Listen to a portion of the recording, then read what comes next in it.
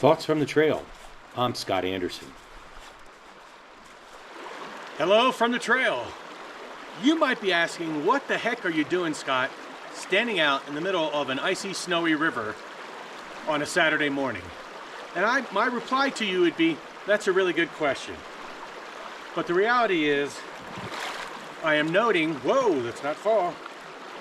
I am observing the fact that the seasons are changing.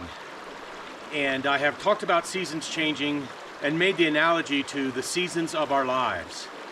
And we do go through seasons. And in fact, as I'm continuing my series on talking about happiness, happiness is for most people not a constant state.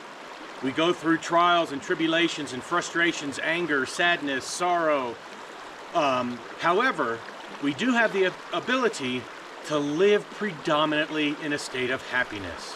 And we do so very intentionally, thoughtfully, and without disregard to the fact there are other seasons of emotions, as I've already discussed.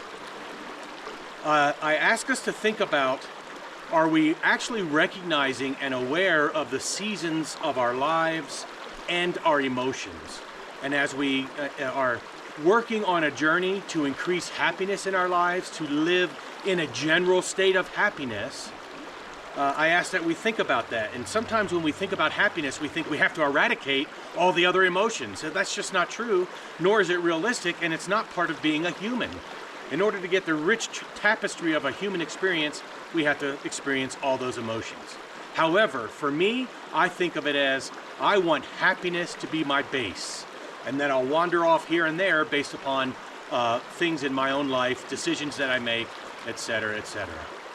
Anyhow, I chose this beautiful place to talk about this because this river, which I come to several times a year right now, is actually in a different season. And much like our lives, may we be able to find seasons of happiness, long stretching seasons, and may we also be aware that the other emotions we feel are also okay. May we be blessed as we think about these things, and I'll see you next time on the trail.